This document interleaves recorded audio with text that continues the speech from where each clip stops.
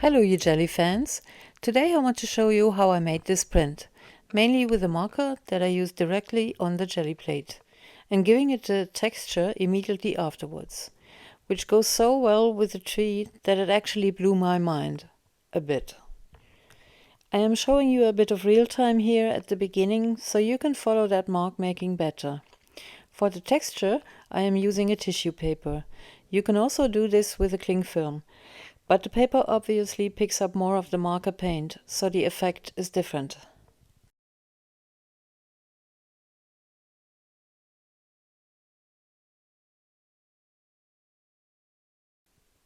This is going to be one huge fat tree. And yes, Mark, I am also influenced by Van Gogh's tree drawings.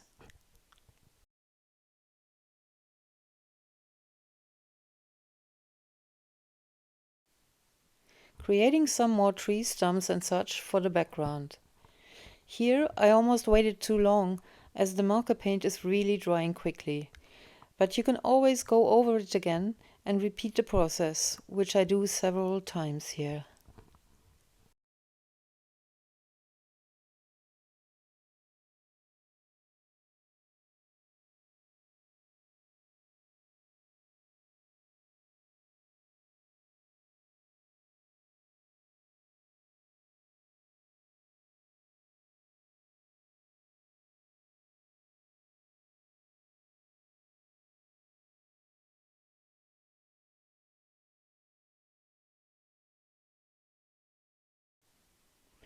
These tree branches are also meant to be in the background.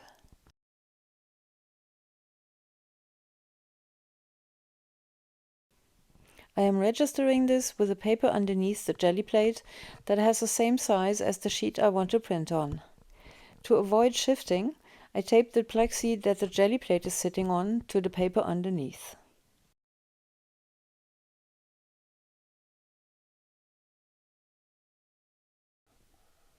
For the pickup, I want to use watercolor paper, just because I'm out of printing paper. It doesn't really matter, but it should have, let's say, at least 160 GSM. I want to add clouds by creating structures with etching ink, and for those I want to use this metal-like gauze or gauze, which I think is a gift wrapping material and very flexible. Sorry, I don't remember where I purchased it or what the product is called. Rolling out acrylic paint for the pickup of the marker layer.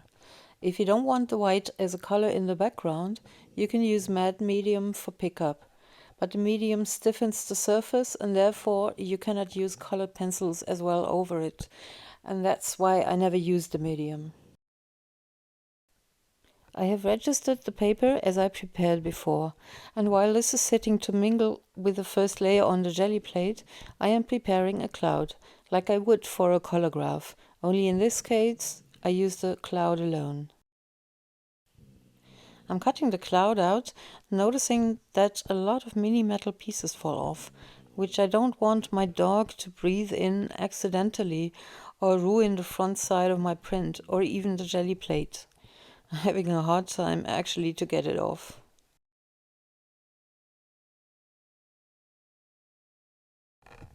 Now I'm revealing the first and second layer print. I'm really pleased how much detail and contrast of creases and bark structures are shown.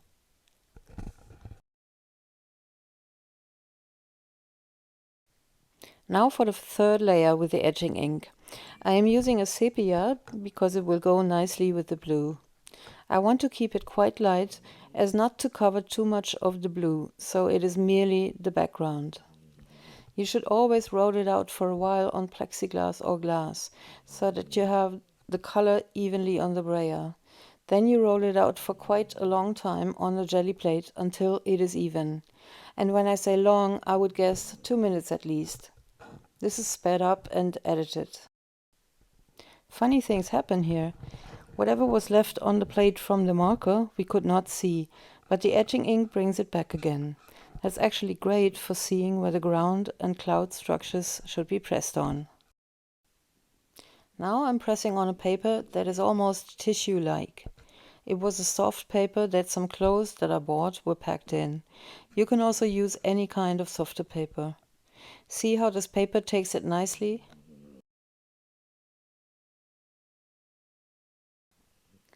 Putting on the metal cloud and pressing it down with another tissue. After I take it off, I already have a feeling this is not showing and printing well enough. Registering the paper again. Here you don't have to let it sit on the plate after the rubbing, because the etching ink is picked up right away, still being wet. The result is light as I wanted it, but in some parts where the earth structure is, it is too light, and you can hardly see the cloud at all. So I'm going to repeat the cloud part. I am rolling out the etching ink directly on the plate. I know I should practice what I preach, but I wanted it really dark this time, and after quite a bit of rolling out, it is fairly even as well. Picking up the surrounding areas around the cloud with a cheap copy paper. You can see how good the impression is this time.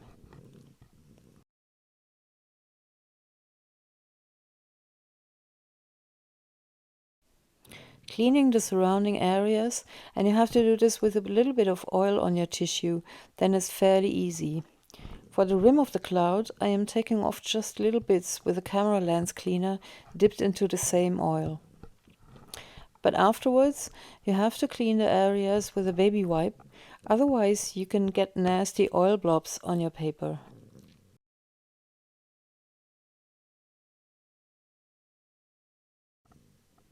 It's difficult to place the paper on the cloud in the right area here, as I forgot to register the cloud first.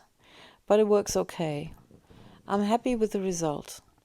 Now you could say I should have made the whole background darker like this cloud, but then I would not be able to see these lovely blue details in the trees anymore. Now let me say this. This could just stay as it is as a pure monoprint. But you know me, I always have to work on it more. And if it is then not worthy being called a monoprint, who cares? The biggest fun for me actually is the working out. And the fun you have making your own art is what counts. The cloud is a lot darker than the earth now, so I have to darken the earth quite a bit for a better balance of the values in the image. I start with a nougat color for the darker parts, but switch to a light gray to enhance the lighter areas first.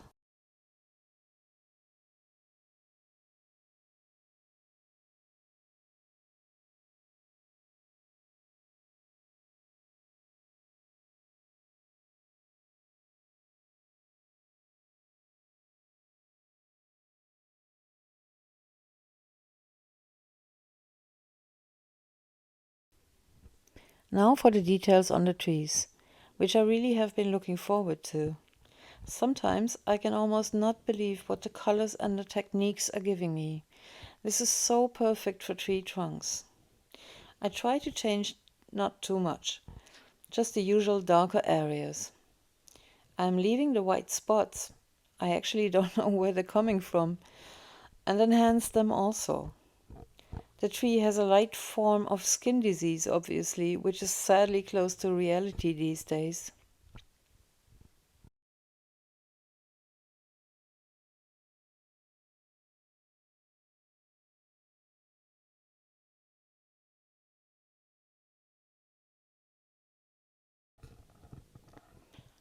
I'm darkening the parts between the marker lines to make them look like one tree body.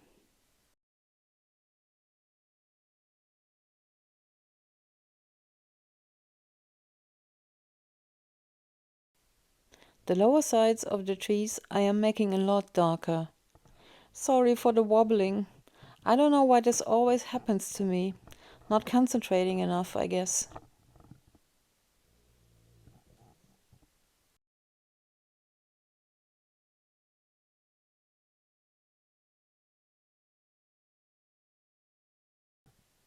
God, I love how the tree comes alive. Maybe the wobbling is even adding to that. Ha ha ha. You probably noticed that I have these little spots of random blue marker color.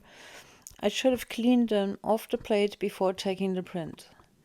I am trying to get rid of them, first with a black eraser that is really great because it doesn't smear a bit.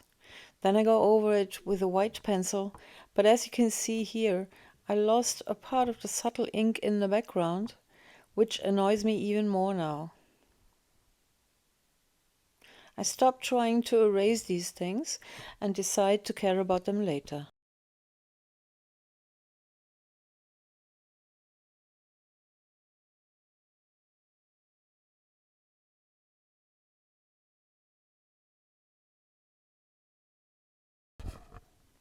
This piece looks too flat, and I want to give it more resemblance to a tree trunk. It stays a strange shape still, but I don't mind that. Trees come in various shapes, don't they?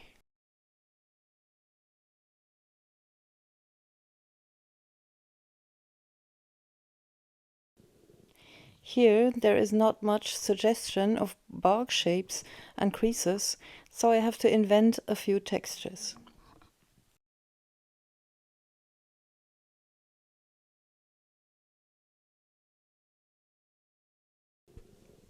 These tree kitties I have to make broader on the lower part, or they would not be as believable.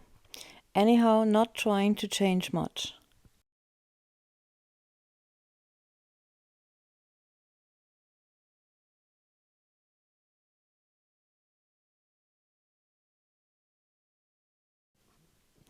So I have decided to even give the blue shapes a little outline, so they maybe look like, I don't know, leaves or just things that are floating in the air. It doesn't matter what they're supposed to be. I'm just an advocate for following the shapes that the paint has given you. Always looks better than erasing unwanted areas, don't you think? Back to the earth, giving it some shadows too.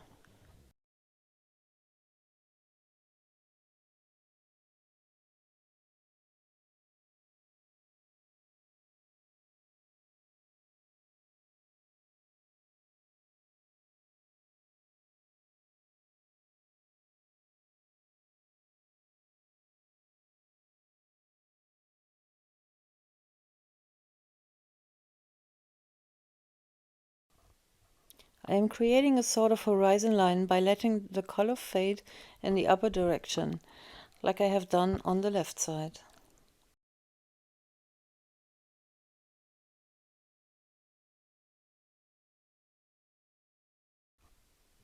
And now, as a compromise to reality, I want to create some highlights in the cloud.